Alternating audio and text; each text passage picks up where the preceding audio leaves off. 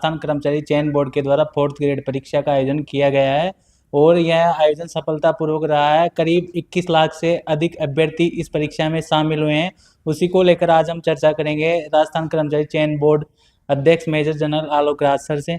Sir, सफलतापूर्वक परीक्षा का आयोजन हुआ है, क्या कुछ कहेंगे? नमस्कार, जय हिंद।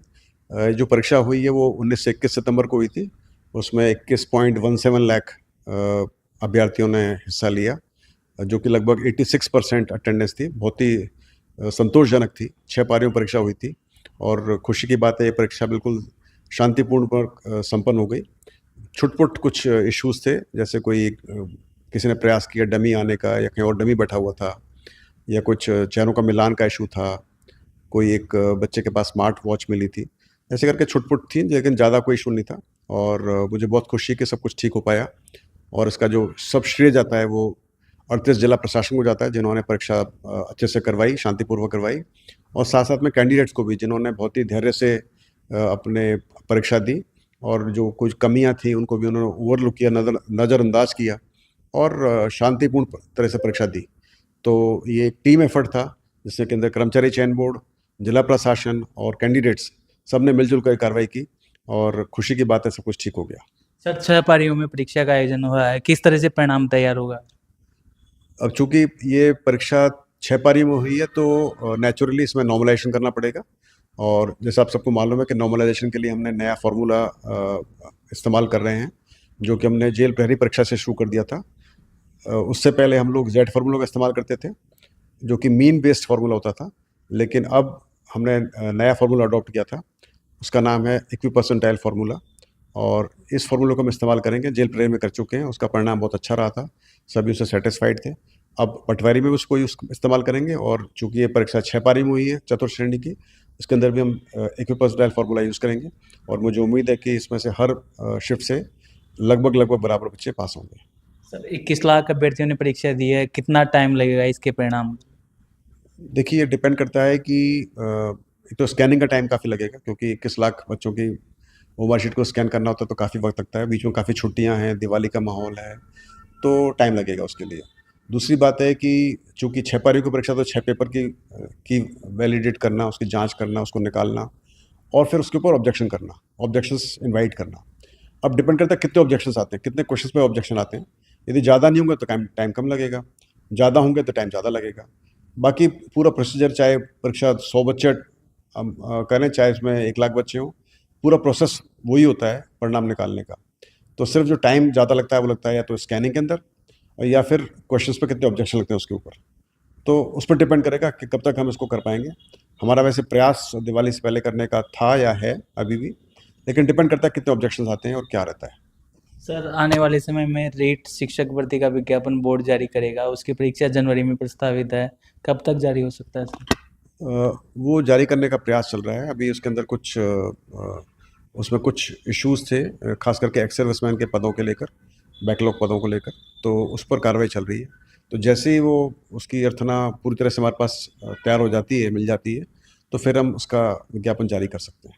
सर, क्या तय समय पर होगी परीक्षा? हाँ, फिलहाल इसमें कोई चेंज नहीं है, तय समय पर परीक्षा होने का पूरा प्लान है।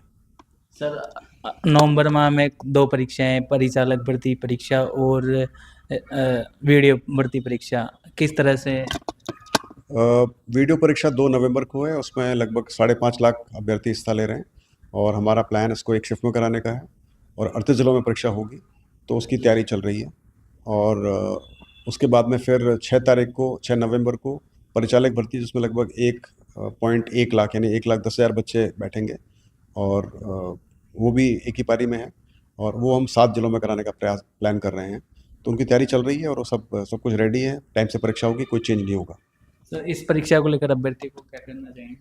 इन परीक्षाओं को लेकर कहना चाहूँगा कि आप सब देख चुके हैं, जैसे अभी आज न्यूज़पेपर में पढ़ा था हमने कि एक कैंडिडेट, एक टीचर जो पिछले 28 साल से वो सर्विस में था, उसको रिटायरमेंट के सिर्फ 7 दिन पहले उसको अभी निलंबित किया गया है, क्योंकि उसने एक फर्जी बीएड डिग्री लगाई थी जो पकड़ी गई। तो आपके माध्यम से बोलना चाहूँगा कि आप तैयारी करें, अपने खुद की मेहनत पर भरोसा रखें और आपके पास यदि पात्रता की शर्तें पूरी करें तभी आप परीक्षा में बैठें। यदि आप पात्रता की शर्त पूरी नहीं कर रहे हैं, आपने कोई फर्जीवाड़ा करने की प्रयास किया है, गलत कैटेगरी में बैठने का प्रयास कर रहे हैं, तो आप पकड़े जाएंगे और आपको नुकसान होगा। तो अच्छा होगा कि आप बाद में नया फॉर्म भरें और सही चीज़ें लिखें, ताकि आपको परेशानी नहीं हो, आप सुकून की ज़िंदगी जी सकते हैं। सर, पटवारी भर्ती राजस्थान कर्मचारी चयन बोर्ड द्वारा आयोजित की गई थी, कब तक परिणाम आ सकते हैं? पटवारी भर्ती के अंदर हमने ऑब्जेक्शंस मिले हैं और काफ़ी सारे ऑब्जेक्शंस हैं। तो ऑब्जेक्शन निकलने के बाद ही बता सकते हैं। एक्चुअली डिपेंड करता है, ऑब्जेक्शन को निस्तारण बहुत ज़रूरी होता है, क्योंकि उसके लिए एक्सपर्ट्स को बुलाना पड़ता है, एक्सपर्ट्स की अवेलेबिलिटी होती है, तो कई सारी चीज़ें इसमें देखनी पड़ती हैं। तो यदि हमारे ऑब्जेक्शन ज़्यादा नहीं होते हैं तो कम होते तो जल्दी होता है, ज़्यादा होते हैं और उसमें एक्सपर्ट्स मिल जाते हैं तो फिर दिक्कत नहीं होती। तो देखते हैं, अभी कुछ कह नहीं सकते कब तक निकाल पाएंगे। जैसे मैंने बताया कि प्रयास हमारा पटवारी का दिवाली से पहले का ही था, अभी भी है। ये देखते हैं कितना जल्दी कर पाते हैं। आज भी बोर्ड मीटिंग हुई है, कुछ एजेंडे लिए हैं? उसका मैंने ऑलरेडी ट्वीट कर दिया है कि दो उसमें एजेंडा थे। एक तो था L2 की डीवी की लिस्ट, इंग्लिश सब्जेक्ट के लिए और साइंस के सब्जेक्ट के लिए।